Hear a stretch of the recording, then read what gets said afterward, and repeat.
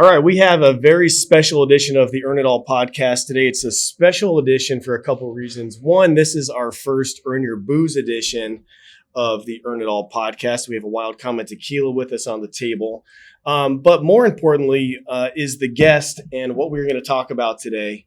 So Riley Murph is a good friend of ours, is the captain of Ladder 293, Station 293 out of Salt River Fire Department here in Scottsdale, Arizona. He's also the organizer of one of my favorite events, literally of all time, which is the 9/11 charity stair climb. It's something we've been a part of now. This will be, I believe, our fourth year. Yep. We're going to talk about what this event is, why everyone should join us for sure, and why it's so special, I think, to each and every one of us. Because, us being veterans and you being a firefighter, we all have reasons why this event is so important to us. So I want to thank you for being here, man. And first, before we even get into it, just thank you for your service. You've been a firefighter for a long time. So, well, thanks for having me, guys. Thanks for your service. You guys are in the military. Like, as I was saying, before we started rolling, you guys care about this event and you guys really buy into this and you can get behind the cause. We all have ties to serving the public. So thank you guys for what you do for us and for the country. Dude, this is one of those events that I refuse to miss. Yeah, been there every year. Yeah. Yep. And I'm excited to talk about it because a lot of people, even when they hear stair climb, they don't even know what that means. Yeah. But once they hear about it and they see what it is, like anybody and everyone can do it. This isn't some big, alpha type thing. Like this is for everybody. We have moms and grandparents and kids and all sorts of people doing this thing. So, yeah, you hear stair climbing, people are thinking it's like a race or like a 5K or something like a challenge. It's not about the challenge. It's about being there. Yeah. So let's get up and build up to that. I want to talk about your experience as a firefighter. I was in the Navy for 4 years. He was a Marine for 8, I think. But you've been a firefighter for longer than that combined, let's say. And I have some friends that are firefighters. They were at Rural Metro here back in the day. One of my best friends, Bryce, is in Texas now. But man, watching them go up through the ranks, being a firefighter, becoming an EMT, becoming a paramedic, becoming a captain, you guys are dealing with stuff that most people think is reserved for the military on a daily basis. All the bad shit that happens out there, you guys get called out for it. People take that for granted. They're like, oh, we got our military. They're the ones that see all the carnage and they see all the crap and they're the ones with PTSD. But it's like, dude, the cops and firefighters are dealing with this stuff with civilians every day. Every day. And I wanted to basically just talk about your experience. Like, first off, how did you become a firefighter? Because I didn't want to do college, so that's why I got into the Navy. Yep. But how did you become a firefighter? So kind of the same thing. I was actually going to enlist in the Army with a buddy of mine that I went to high school with. And there was a program called NAVIT. It's called EVIT down here. It's like Northern Arizona Vocational Institute of Technology or whatever. So it's a concurrent enrollment program at high school. So you go to these classes. I believe we were the first fire science program in the state at the time. This was in 02 or 03. I can't remember, but they took us to this during high school and we would get like our hazmat awareness certs and like our first responder certs and like our wildland red card. And they would get us ready to set us on the career path of being a firefighter. Right. Yeah. So they came into the school one day and they said, hey, I didn't really have a career path. I was going to go to the military. I didn't know what I liked to do. I liked fire. I liked to blow stuff up. So both of those were attracted to me. And they were like, hey, you get to go play with all this cool equipment and tools and riding big red trucks. And I was like, whatever, I'll check it out. Got involved and absolutely fell in love with it. I wasn't one of those kids that had generational family as firemen. I didn't think about being a fireman growing up. I accidentally fell into it and it's become the best thing in the world, man. What was it that kind of hooked you? I think honestly, I think they kind of lied to me when they were kind of telling me what it was about. They're like, a Marine recruiter. There you go, right? They're like, you get to blow stuff up and play with fire. And I'm like, I'm in. Travel the world. Count me in. They're like, and you get paid to do it. And I'm like, cool. Like, again, I didn't have any career path. I didn't know what I was going to do. I was kind of a rebellious kid, didn't make the best decisions growing up, so it's like, hey man, this sounds like it's right up my alley. Sure. So you get in and like, what's the first thing? I think a lot of guys start just obviously kind of low man on the totem pole, right? You start. Yeah. It's different now. The fire service is very different than when I started getting around it. And I graduated high school in 04, like we were talking about. So that time getting into the fire service was completely different than it is now. Okay. Right now, cities are hiring like crazy. It's a lot easier to get in. It's still very competitive and the stakes are high and they want the best candidates.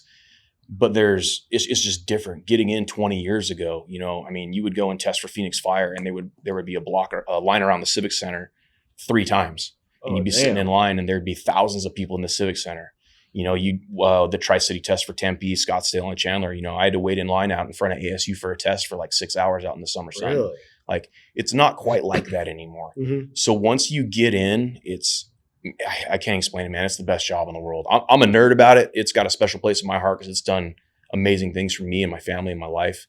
It's just, I can't even put it into words, man. It's awesome. Let's kind of go back a little bit when you said, you didn't have a generational family thing. I know I've heard this about the fire service, that is, it's not like a prerequisite, but it's like, that's like a thing. It helps. Like the nepotism is kind of a thing, right? With, I know it is with police departments, and I've heard the same thing about fires. What was that kind of like not having the generational family thing? Was that like were you looked at differently when you first got there, or when you first went in and did it, or like, what was that kind of like? It presented its own set of challenges. So kind of the old school way of doing it, and it still happens today, is, you go and you don't know anybody. So you go to your local fire station, you knock on the door. Hey, my name is Riley Murph. I'm interested in being a fireman. Can I come ride along with you guys for a day, see what it's all about? You bring some cookies, you bring some ice cream, try to sweeten the guys up a little bit. You know what I mean? Try to smooch them over. And you ride along, and you start making connections, just like in business, right? You start networking and you start meeting people, and eventually they can get you in with an affinity group like the Emerald Society, or, hey, let me introduce you to my captain. He's on the union board. He's in on the hiring process. He can help you with your interviews. Or let me get you in with this guy who does the physical agility testing. He can help get you prepared. Or these guys that they run the academy, they can kind of give you an idea of what to prepare for should you get selected. Yeah. So not having anybody, I didn't have any of that. Yeah. I started completely over. I came from a very small town, volunteer fire department. I worked at another small town, career department. But moving down here to the Valley, I moved down here the day I turned 21, and I started over. I didn't know anybody, and I had to build that network of people and just kind of figure it out. Yeah. I've heard that a few times where you essentially, you can tell it's on brand for us. You kind of got to earn your way in. You do. It's not just like, oh, I'm interested. I don't know if I want to go to school. Let's just put in an application. Like, no, like, get out there. Like, go volunteer. Yeah. Go ride. Yep. Bring cookies. Like, whatever. Yeah. Show up. Ask questions. Like, and there's a lot of opportunity. Away, like we do, like charity events like this, right? Yeah. Hey, man, you want to get in? Cool. Show up. Help out. Shovel ice. Yeah. Fill the boot. The Muscular Dystrophy Association is a huge charity that's part of the history of the American Fire Service. Recruits, red shirts, kids. Show up, help out, show you're interested. Those are the types of people that we want in the fire service. And don't get me wrong, I'm not, by no means am I trying to represent the American Fire Service or any fire department as a whole by saying these things, because everywhere has their own set of core values and the way they do business. Sure. But generally speaking, in my opinion, this is kind of what it looks like, Yeah. So before we get into the nuts and bolts of what this stair climb is, let's talk about what the stair climb is ultimately doing. Like, it's raising money, right? Yeah. So I know who it's raising money for, but like, just tell us about that though, because we've raised, I think, 6 figures last year, I believe, right? Yeah, we've had 2 6-figure years in a row. Nice. As of the day of the stair climb last year, I believe we were the 5th most profitable and largest in the nation.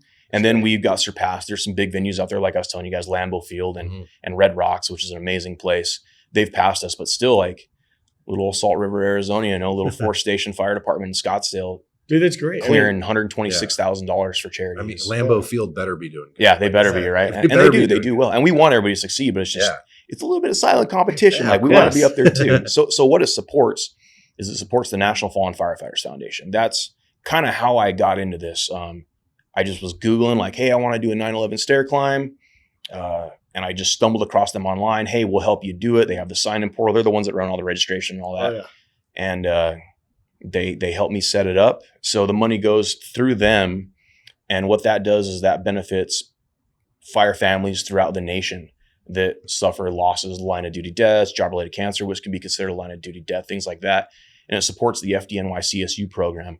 A big thing to me on doing a 9/11 event was making sure that we weren't grifting, right? I didn't want to take away from the FDNY and their sacrifice. So making sure that we got in line with an organization that can directly support the FDNY was extremely important to me. And I have some friends that I've acquired through social media that work in the FDNY, and they've taken advantage of the CSU program, and they say it's an amazing thing. We sent them a box of like 50 shirts to their station in Queens last year, and they were stoked about it. That's cool. awesome. So it goes there, and then we also do a split with our East Valley Firefighters Benevolent Fund. So that's our East Valley. So all departments in the East Valley, right? Again, guys that are killed, God forbid, job-related cancer, injuries, things like that, you know. Yeah. And unfortunately, we've had our own share of tragedies, as have all the other departments in the Valley. And that money doesn't just stay in the East Valley. You know, if somebody in Goodyear, something happens, hey, you know, we're brothers and sisters. Yeah. We're here for you. Let us help you out. If there's a cop, you know, whatever, let us help you out. Let us help take care of your family. And that's important to me, is giving back to not only the career that's given me so much, but the brothers and sisters that make up this great career and this great profession that we have, and firemanship. And it's just so important to me. And it is so great.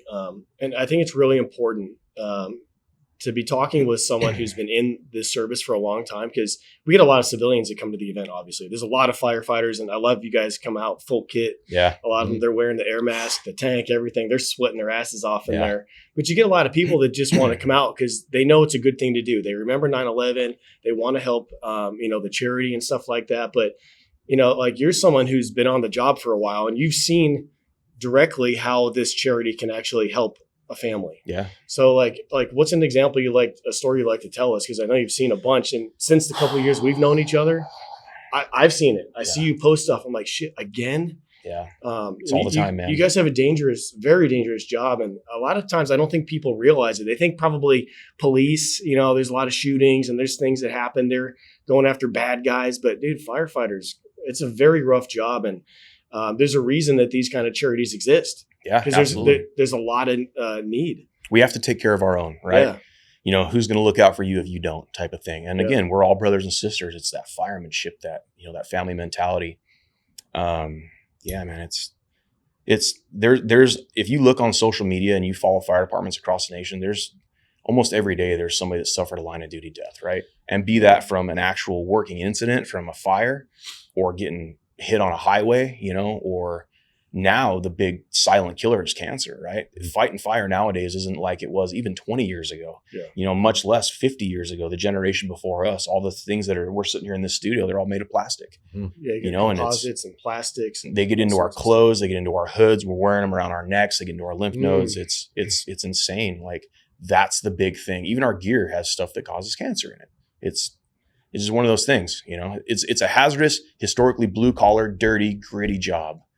And it is what it is, but we make that sacrifice for the public because somebody has to, right? And we generally care. That's a really good point. You know, when it was like old school classic wooden buildings burning, like it was wood, you know, like, of course you don't want to breathe it and stuff. But when we're talking about burning composites and metals and plastics and like all these different things, and like carbon fiber and, you know, like this stuff, like you said, it's getting stuck in the protective equipment that you guys are wearing to try to keep you safe. Yeah. That definitely is, you know, with technology comes a lot of new challenges. And you said hazardous, which is correct, but I also was thinking like it's a hazmat job. Oh yeah. Like basically anything, a burning car, a burning building, like anything is also now a hazmat job.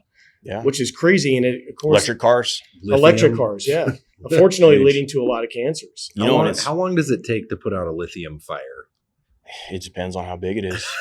Have you had to put out like a burning Tesla or something? I haven't had any EV fires, significant EV fires, I should say. We have had some fires over my career at different places at lithium ion manufacturing facilities that have posed some pretty significant challenges.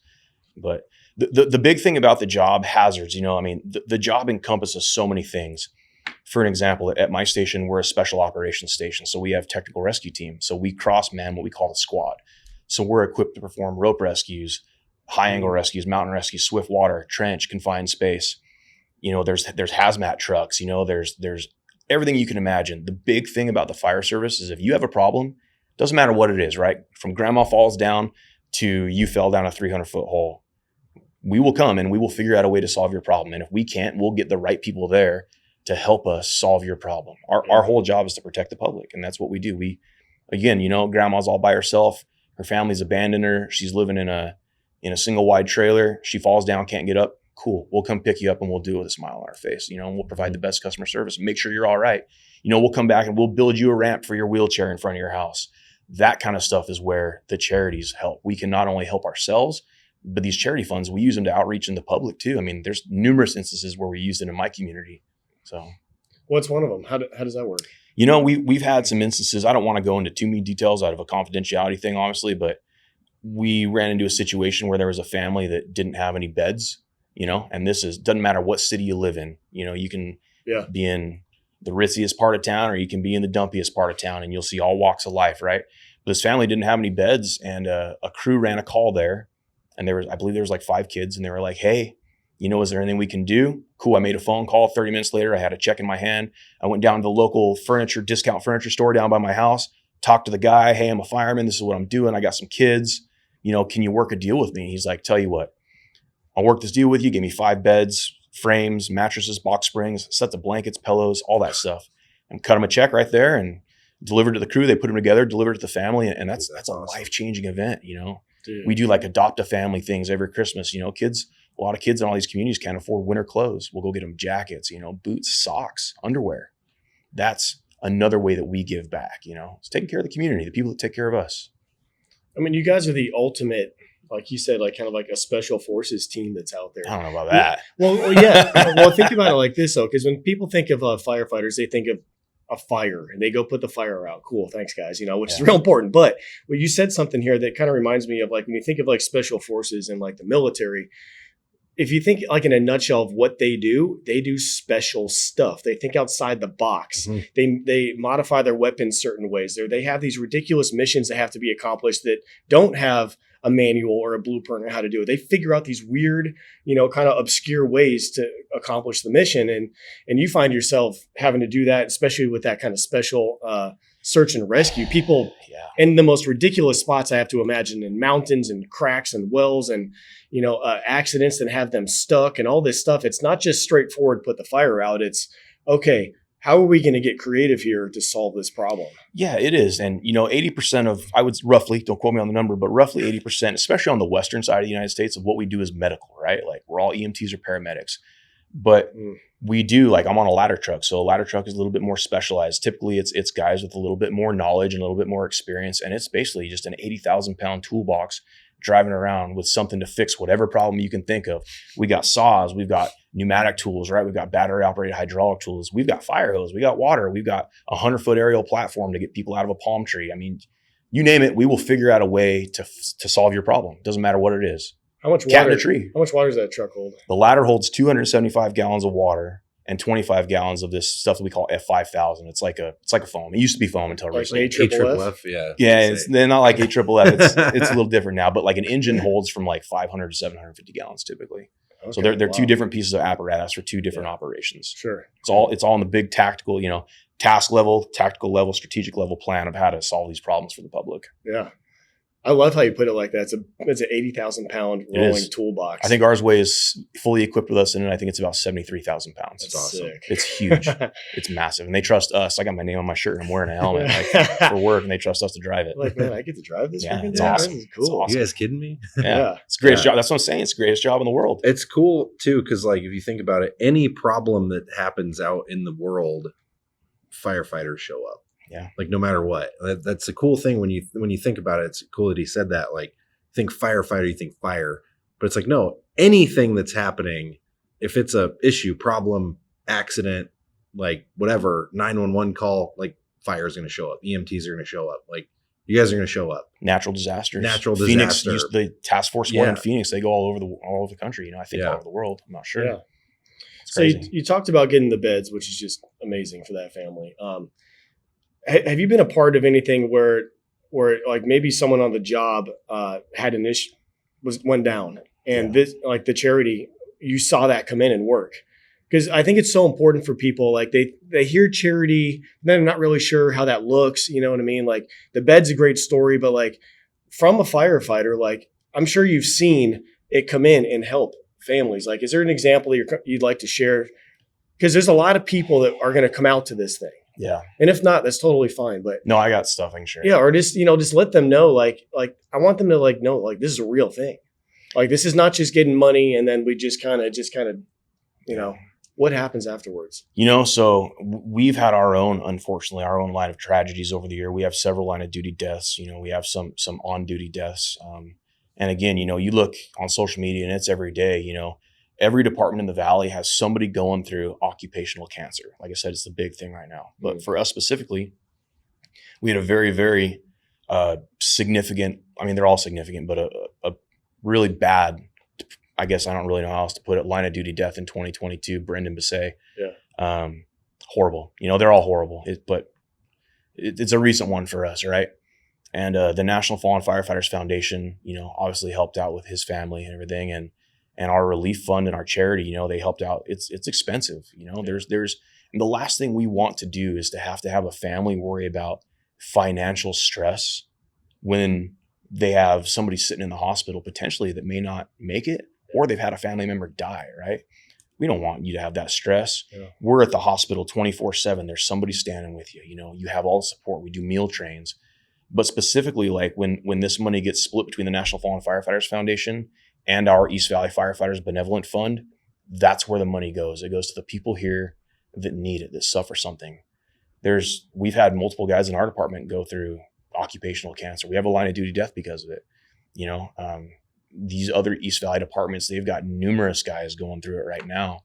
And I sit on the board for East Valley Firefighters Charities, and it's every day, if not, once a week, that there's a notification. Hey, this person needs some help. This is what's going on.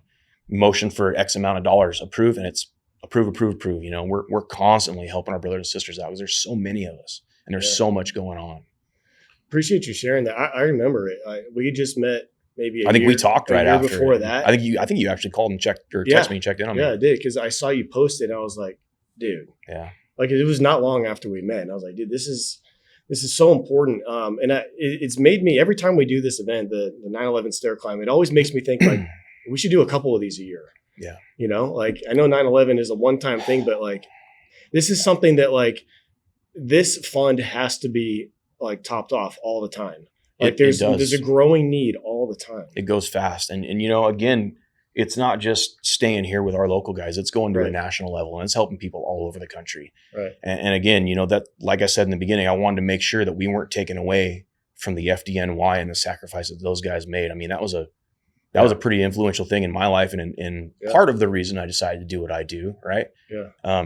So we have to honor those guys, right? First and foremost. Let's honor those guys. Let's remember their sacrifice. I mean, you guys have seen it with the badges and everything that we do. It's all about them, right? Yeah. The fact that some of that money is able to stay local and help our other guys is a bonus, right? But first and foremost, it's about those guys, right? Let's talk a little bit about the event, actually. That way, anybody listening that hasn't been exposed to a 9/11 stair climb, doesn't know what we're talking about. Like just kind of take us through. Like, what is it? Like, everybody knows what it's for, but like, what is it? What are we doing? Kind of, you mentioned the badges, like take us through what it actually is so they kind of get a picture of, what it is we're talking about. So it's at Salt River Fields at Talking Stick, which is an awesome venue. It's the Arizona Diamondbacks and Colorado Rockies spring training facility. And we do it at night because it's in September, right around 9/11. And it's I mean, I think you guys have been there when we've done it during the day, actually. So anyway, we moved it at night, and it's just an awesome venue. The lights are on, the billboards back there with the pictures and the sponsor logos. And so everybody comes in, you register or you check in, you get a badge that the National Fallen Firefighters Foundation sends us. And it's got a name of one of those people that were killed on 9/11.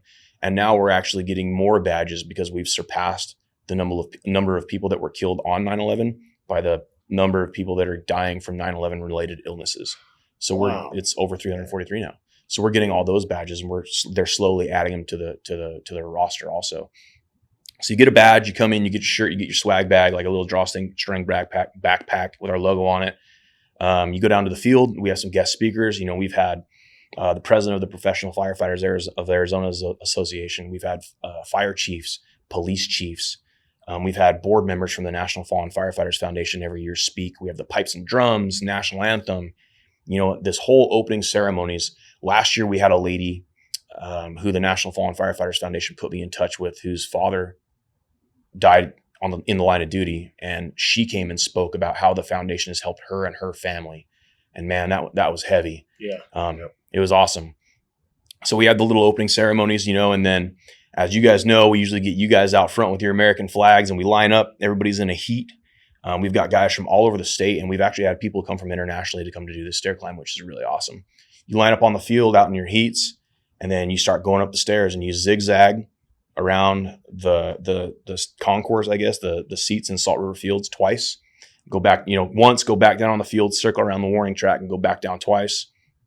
Music's playing, KUPD, one of our biggest advocates is there. They got their music playing. And when you get done, you ring the bell and you're carrying that badge to symbolically complete their journey up the World Trade Center towers, those 2,071 steps, 110 flights. You get done, bing, you ring the bell and people are clapping at you and the vibe is just real positive. It starts off a real somber event, because it's serious and we want people to realize the gravity of this and to appreciate what collectively we're all doing, right? Yeah. But essentially it's, hey, we're doing a good thing. We're raising money to help these guys. We're honor, tradition, and pride, we're recognizing all those things. Yeah. Yeah, people can, if they're having a hard time visualizing this, if someone hasn't been there yet, just imagine the stadium, like any baseball stadium with all the seats, right? And we know it snakes up and down the stairs, right? Yep. So you mentioned 110 flights. Essentially what we're doing is we're going up and down all the stairs through the stadium. So one of my favorite things is once we lead it, so we start, it's empty. Yep. But then especially the second lap or when you're looking backwards, when it's full, It looks like ants. It's crazy. There's a lot of people. It's we're going to have probably 1,500 people this year, right? And it's just going up and down nonstop. It's one of the, I'm getting goosebumps thinking about it. Cause you look and and then you see out on the field, there's still hundreds of people out in the field and you're just like, what is going on? Dude, it's crazy. It's the whole thing is moving. It's surreal. It's so cool. Every year, leading up to it, it's man, you're stressed. You want to make it good. And then, we get there and the opening ceremonies are done and you guys kick it off and it's it starts going. And I kind of go, same thing, get goosebumps talking about it. And you see everybody going and everybody's there for the right reason. And it's an unreal thing. And, guys from all the guys and gals from all the city departments come out and they're in their turnouts like you guys were talking about earlier. Yeah. These departments bring big teams. They bring 20, 30 people all packed out, carrying their academy flags, carrying their station flags, carrying American flags. Right. Man, it's an amazing thing. It's an amazing thing. Last year when we did it, it's a pretty cool experience to, I've done it for the last 2 years, but last year I had pulled my hamstring at some point. And when we were going up and down the stairs, we're rolling, we're basically running the thing and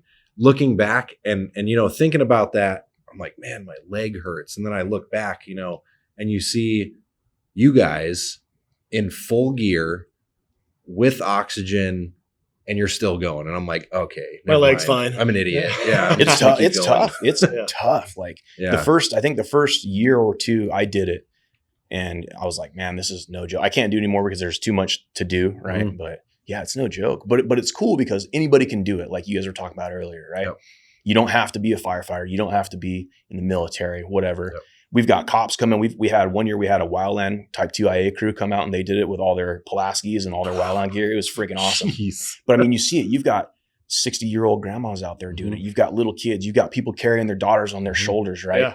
People come to watch. They just find a spot in the stand and they just soak it all in. Yeah, they sit there, they high five. And it's awesome. That's one of the coolest things. And it's not a race. It's just do it at your pace. Yep. And as it's going, it's a lot of fun. You guys are playing Top Gun music and, proud to be an American, all this kind of stuff. It's great. It's a very patriotic event. But then as you're sneaking down, you're just a lot of high fives and smiles and people throwing water bottles and it Everybody's becomes smiling. This thing where it's after a while, especially on the second lap, it's pretty tough. Yeah, it is. But again, I think everyone can do it. But as you're going through it, you're sweating through it. Like he just said, it's you think about why you're doing it and it becomes easy. Yeah. Because it's my legs are burning. I'm sweating my ass off. It's hot, whatever. But it's yeah, but at least I'm not in full gear going up 100 flights in New York while it's on fire. Yeah. Trying to rescue people because this is a piece of cake here in Scottsdale. If you guys have a chance, Google Oriole Palmer. Okay. Just Google Oriole Palmer. He's an FDNY guy that was killed on 9/11. It's right up your alley. Okay. We will definitely look him up. Dude, one of the other things I've had the pleasure of doing a couple times now is the Army guys bring out a piece of twisted steel. Yes. That has a plaque on it from President Bush. And it's red, it's painted, but dude, this steel is, I think it's 1/4 inch. It's big. I think it's 3/8 structural steel. Yeah. Is it more? Yeah, and dude, this thing is beam. It looks like it was it was heated up and just stretched out like taffy and then solidified. So it's sharp and jagged and stuff. Dude, the first time I got to carry that, I was like, I couldn't talk for a little bit. I was like, this is hitting me, It's intense. And so we pass that thing around for, other people that want to carry it a bit. And then afterwards, like we just bring it down on the field. People come see it, lots of pictures. And it's a good reminder of what we're doing there. Because what's crazy now is like, I was a junior in high school when 9/11 hit. And that was a big reason that I ended up joining the Navy. Because I was sitting there, I didn't want to do college. I didn't want to go to vocational school. First, I thought about firefighting, but I was like, I'm too much of a wimp for that. Like, I don't know about that. I don't want to do all the stuff you guys have to deal with civilians and kids and all that kind of stuff. To me, I was like, I'm doing the Navy. Okay. So I joined the Navy in large part because of what happened on 9/11. And, but that was a long time ago now. Yeah. Like what anniversary even is this? That was in 2001. So this is 23 years. 23 years. Yep. Dude, a lot of people that we know, like AD, who's here doing the production for us, he's 21, I think. He wasn't even alive. Yeah, wasn't even alive. So I think it's really important when we have guys like us that were affected by that, and then having like that piece of steel there. And people, when they see that, they're like, what is that? I'm like, this was a beam that held up that building. And yes, it's twisted and melted and pulled apart like taffy because that's what happened when that building came down. And I think it kind of hits a lot of people like, makes it okay, real for yeah, them. this wasn't just like a TV thing. Like, no, this was a real thing. Yeah, man, I was fortunate enough last year, as the stair climb, people are checking in, they're getting ready to head down the field. A guy stopped me and somehow he found out that I was one of the people that have something to do with putting this event on. And he was just like, hey man, I want to thank you for putting this on. And he was like, I was there that day. And he's like, I was in New York. He's like, I moved to Phoenix. I had to get away. And he told me his story. We sat there for 20 minutes and man, it gives me chills saying about it. He told me his story as a civilian about how it went down and what he experienced. And like, it was wild, man. So there's that aspect of it that we're fortunate enough to get some people to tell us about. But then it's awesome too. We have our sponsors talking about people that are young. My buddy Dan Anderson runs ASR Construction and he brings his whole company out and they bring their kids and their family and they're teaching their kids that, hey, this is a significant American event, right? Like this is something you need to know about. Yeah. And they're ingraining that kind of sense of patriotism and whatnot into their kids. And then, so I have some other friends that their daughter is now trying to be a firefighter, right? And she comes out every year. I don't even think she's 18 yet, but she has an interest in the fire service and they're bringing her to be exposed to what this is all about. And every time I see her, thank you for doing this. It's just cool that we're able to touch those people that were around when it happened. And then, like you said, that weren't around when it happened. It's a long time ago. People are starting to forget. And remember, we all said, never forget. We always say never forget. This is why we do this, to not forget. Well, I want to ask you this question. This is going to help people that don't really know what happened that day. And it's a good reminder for people that were around. Like, I just mentioned it and I was just sitting here realizing like, well, maybe we need to expand on this a little bit. Like, what did these firefighters do that day?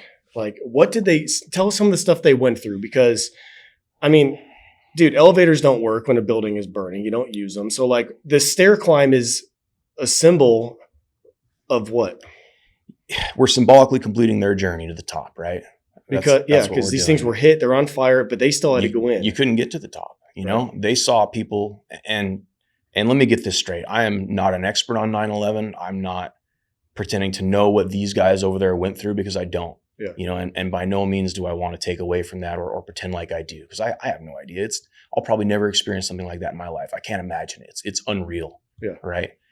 But the things that I assume these guys went through and the emotions, I mean, you can see videos, you've seen the documentaries, you've seen the looks on their faces. You hear the stories about things they did. Again, Google Oriole Palmer. Like, you guys are going to have your mind blown. When you leave the stair climb this year, grab a badge and keep that badge. And a lot of people do this and they'll go home and they'll research that person, right? Mm-hmm. Everybody wants Joseph Angelini. Like, that's one of the guys that everybody wants. They always look for his badge. He's a remarkable man. Him and his son were both killed that day. I've climbed with the same guy.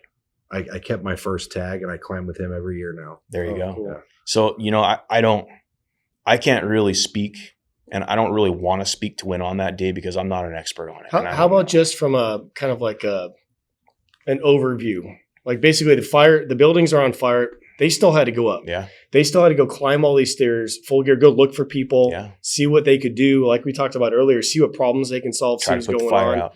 And that's essentially what we are in a way, kind of recreating as civilians now, 23 years later, just the amount of stairs. Of course, not under the same stress or anything even close, obviously. Yeah. But that's what we're trying to remember, like what these first responders had to do. A little bit of suffering, right? Just a little bit. What is trauma bonding, right? Yeah. You go out and you climb with all these other 1,200, 1,300, 1,400 people. Yeah. Like you said, the high fives, the hugs afterwards, Mhm. everybody's taking group pictures. Like a little bit of suffering can bring people together, For sure. And that's why we also encourage people, and we do now, like we wear vests, like weight vest every year. And it's so funny, like people sometimes will like talk smack and they're like, why are you wearing tactical gear? I'm like, dude, it's a freaking weight vest. Well, you guys came out and did that workout with us that one year. And we brought you out to the station. Yeah. And put all the Dude, gear on it was and stuff. not easy. It sucks. Yeah. Dude, yeah. Like we should probably do that again sometime. We should. It was so cool. Like, you did. They brought us out and we put on the gear and they had us doing everything, running up the stairs, I think with hoses, using the hammer to hit that sled between your legs. Pulling hose, dragging that 4-inch supply. That was rough. The dummy. I think we had you guys do everything. Yeah. Yeah. Cause you gave us oxygen and you were telling us beforehand, you're like, okay, don't pull on the air too much because you're going to run out. And sure enough, I did run out. But dude, what you guys go through, even just walking, is crazy. So I can't imagine running up and down stairs. I can't imagine. I can't imagine. I can't imagine what those guys went through, man. It's, again, we try to reflect, we try to remember, we try to honor them. That's what it's all about, man. It's, again, remembering their sacrifice. And like I said, we can't forget, right? We can't take away from what they sacrificed. The fact that we're able to help not only the FDNY through this program, but other firefighters, like to me, that's brotherhood, right? Brothers helping brothers and sisters helping sisters. It's what we do. We take care of each other. That's a big takeaway for me. Because like now, more and more years go by, people are getting more and more skeptical about what happened on 9/11. But that's not what this is about. Yeah. This is about our brothers and sisters that were there, that put everything on the line and essentially didn't come back. The ultimate sacrifice, because they did what they needed to do. And that's what we're making sure that we never forget. Yeah. So I get so much, like actually I had a video go viral last year when I was showing that piece of steel, and dude, nonstop people, conspiracy 9/11. I'm like, dude, shut the hell up. You know what I mean? This is not what we're talking about. Yeah. Like jet fuel. We can get into the whole jet fuel thing and the building falling too soon. Like that's not what this event is about. This is about the first responders that didn't make it back. Yep. This is about the first responders that still go out and do the job every single day in Scottsdale, in Miami, in Ohio, everywhere in the country that don't make it back, either because something happened in the line of duty or they got cancer and it took them out later down their line. Like you guys are still out there every single freaking day fighting. And that is what I like to wrap into what I want to make sure that people never forget. Yeah. That's why we spend so much time like getting people out to this thing, making sure that they remember 9/11, making sure that they realize when they pick up the phone and they call 911, it's someone like you. Like it's a real person with a family who's coming out to help them. Yeah. And we don't ask for appreciation. That's not why we do the job. Right. And it makes it really awkward when people are like, oh, thank you for your service and thank you for what you do. Like, we appreciate it, of course, but it's a job and we do it because we care, right? We care about protecting the public. We love the job. Obviously, it's the best job in the world. Like we get to do amazing, cool stuff. We get to, again, play with fire and break stuff and have amazing equipment and ride around on $1.5 million trucks. Like it's an amazing job, but we don't want the thanks. And we don't really want the thanks for doing this event. Like, unfortunately, I'm kind of have to do podcasts and news interviews and stories and media stuff because that stuff brings people to do that, right? Yeah. If I had my way, I'd be behind the scenes and nobody'd even know I was involved with this thing. It's not about the guys. We don't want a thanks for it. We just want to remember those guys that gave the ultimate sacrifice. And if we can help some other guys along the way, great. Totally. So we want everyone listening to do this event. Yep. And it doesn't matter what state you're in, right? So here, like if you're in Arizona, you can join Team Earn Your Booze. We'll have the link up in the thing here, but you just go in, you sign up, you essentially kind of buy a shirt, I think is like the minimum type thing. It's like $35 is your registration fee. Okay, $35, but then of course you can give as much as you want. If you want to give $3,500, you can do that. You can do whatever you want. So It's actually really cool. So say the Earn Your Booze, you start a team, right? And say you got some family in Kentucky that doesn't have a stair climb near them and they want to donate to your cause. Anybody, right? they can donate to your cause. And if you hit different benchmarks after the climb's over, the National Fallen Firefighters Foundation will tally up how much everybody raised. Yeah. And they'll mail you like a challenge coin if you hit like this many dollars, or like a jacket, or like a duffel bag, or I don't know what they are off the top of my head. I wish I did, but there's incentives for fundraising that they give back, right? Like a National Fallen Firefighters Foundation challenge coin is really cool. That's And right. actually, That's speaking really of that, I cool. brought you guys some stuff. I didn't bring you challenge coins, but I brought you guys each patch, Salt River Fire patch. Sick. So it's for you Dude, guys. thank you. Yep. That is badass.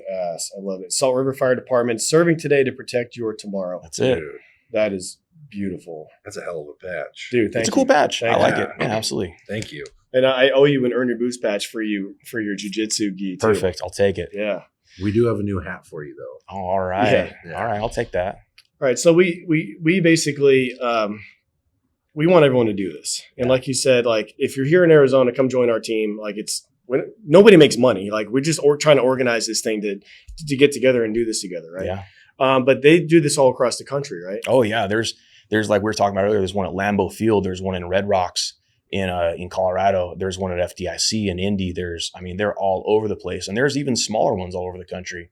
I was fortunate enough to go back in February, I believe, to Emmitsburg, Maryland, and speak at the National Fallen Firefighters Foundation, like the Stair Climb Coordinators Conference for the whole country, Nice. and talk to some people and learn what they do on their stair climbs and share some of what has made our climb so successful. Mhm. And I met the guys from the Red Rocks, I met the guys from the small towns, and some people from Charlotte. These ladies that ran this in Charlotte, they gave me a couple shirts, like, Cool. and it's everybody. You talk to these people, and everybody's there for the same reason, right? Like, let's remember, let's help people that need it.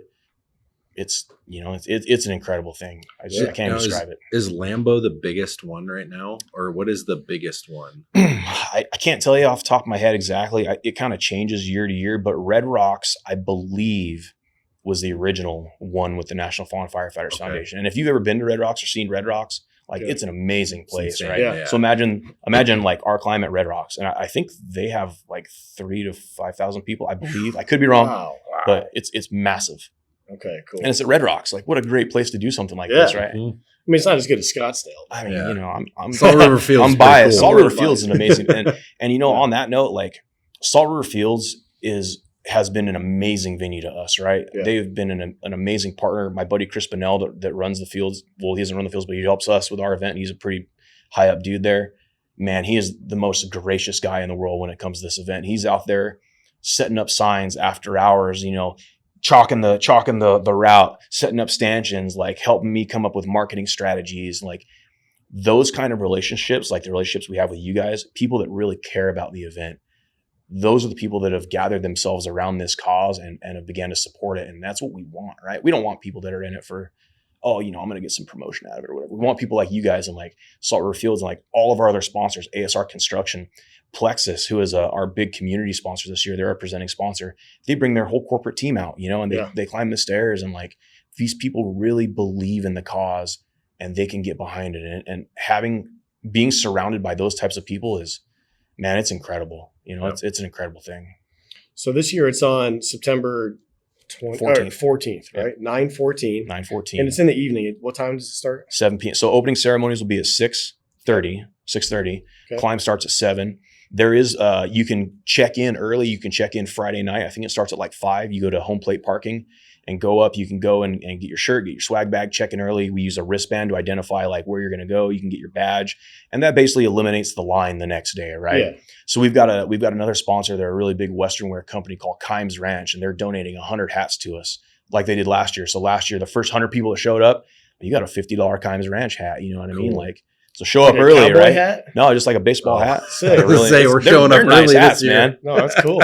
Yeah, so that's what I'm saying. Okay. These people that get behind this, they really believe in it and they want it to be successful. So Yeah. it's amazing. And another cool thing, I think, especially for people that don't play pro sports, is like you get to go down on the field. On the You're field. in the Diamondbacks and Rockies spring training facility, which I believe, because of Chris Bonnell's a good friend of mine as well. Like it's the number one spring training facility in the country, I believe. It is immaculate. It is beautiful. So beautiful. It's insane. You get the lights and the sunset and all this stuff. And you're down there. The grass is perfect. You're on Major League grass. You're on Major League grass. It's so much fun just to be there. It's so cool. I get why people come. They just donate and they sit. Maybe they got a knee they can't do the climb or something. You can still come. You can still watch and support and have a good time. And like I said, 98 KUPD and Larry McFeely and John Holmberg and those guys, the morning show, cool, they're huge supporters of it. And they're out there. All the sponsors have their booths out on the grass and they're handing out swag. And then the KUPD and all their affiliate radio stations are out there handing out bandanas soaked in water and people are dipping their arms in it. And it's hot, it's 105 degrees and we're doing this. Mm-hmm. It is awesome. It's just, the vibe is so cool. And can people donate now? Can they donate early? Yep. Website's open. So you don't even have to register to donate. You can just go to saltriverstairclimb.com, go to donate, real easy. And you can just donate as much as you want. We'll make sure that gets put in the... I would love everyone listening, just like whether you're going to come to the event or not, just give something, $5, $10, whatever it is. Yeah. Like goes to a good cause. Yeah, it goes to a great cause. And if you're still listening now at the end of the podcast, especially, like I know you're like us. You know how important this kind of thing is. And if everyone could just give $5, $2, $10, $20, whatever it is, we can help keep that fund going. And and we are accepting sponsors. We have we want people to come and support this, like all these partners I've talked about. You want to sponsor, get a hold of me. Get a hold of Justin, get a hold of Adam. Go to the website. You can be a part of this. By no means are we out, soliciting like crazy. We want people, like I said, that believe in the cause. But yeah, sponsor, donate, show up, come watch. You don't have to pay to get in. You can just come watch. Say you can't climb and you just want to be there and see what it's all about. Yeah. Come out and watch, hang out. And this thing will sell out there, right? It's capped at 1,500. It's capped at 1,500. Yeah. We exceeded, I believe we sold out last year, or we were close to. We've kind of progressively stepped our numbers up. Mm-hmm. We first started at 343 and we're capping it. And then we're like, oh man, like we sold out 500, 1,000. And now we're like, okay, 1,500. And I will be very surprised if it doesn't sell out early this year. I bet it will. And then, State 48, local, Mike Spagenberg over at State 48, like they partner with us. They do our shirts every year. Like they're behind the cause. So many local people that we have that are behind this thing. Dude, I'm really looking forward to it. I think it's my 4th year. Yeah. And you've been doing it for what, 6? This is 8. 8. So we started in 2015. So kind of an interesting story if we got time. Mm-hmm. We started this. There was 14 of us in the stairwell at Talking Stick Casino. And we were just doing it. We were just like, hey, let's just do it just to remember, right? Made some shirts, 7.5 times up and down Talking Stick, full gear, all that. And we were like, man, like we could really do something with this. And that's when we turned it into what it is now, progressively. But that's how it started. Just 14 people from Salt River Fire in the stairwell at Talking Stick Casino. And here we are. 6 figures 2 years in a row. It's insane. That's amazing. Dude, I love that because, you could tie a lesson back to business even. Sometimes people think that they need just this huge plan, huge capital, all this kind of stuff. It's like, no, dude, you can make a big difference yourself with one guy. Bring a buddy, bring 2 buddies, bring 14 to a stairwell. Yeah. And now 8 years later, it's one of the best events in the country, one of the highest grossing charity events in the country. And it's incredible. It's crazy. And, we have a solid team surrounding us. We have, you do. Now there's like Chris, you guys have met, obviously, and how's Chris. Terry? Terry's doing good, man. He's on vacation right now. Okay, Terry goes on vacation at the most inopportune time, like a month before the stair climb. And he's going to listen to this. So Terry, I got it. Don't worry. But Terry's doing really well, man. Terry MCs it, right? He's an engineer in our department. And man, he does an amazing job. He speaks well. Yep. Without him and I are like partners in this thing, man. Without him and then the team that surrounds us, there's so many people. It'd take a whole podcast just to mention everybody, but everybody is so pivotal and so important in the success of this event. By no means is it just me. Yeah. Like it's so many people that do so much more than me to make this happen. The people handing out waters and stuff like that, those are just volunteers. Yeah, just volunteered for it. That's amazing. We've got a guy that works for us, and he brings members from his church and family, friends, and all that. And then we have volunteer opportunities open. If you go to the website, just show up. You want to help, you get a special volunteer shirt that's a different color, a little bit of incentive, something cool. Yeah, that's cool. They're directing traffic and answering questions and handing out water and shoveling ice. And we burn out Salt River Field's ice machine. It's done, all of them. Yeah. So it's no joke. Yeah, absolutely. So dude, what else do you need people to know? saltriverstairclimb.com. Registration is open and it will close. I believe I'd have to look. I think it closes August September 1st, I believe. I'd have to look, or August 31st. I can't remember.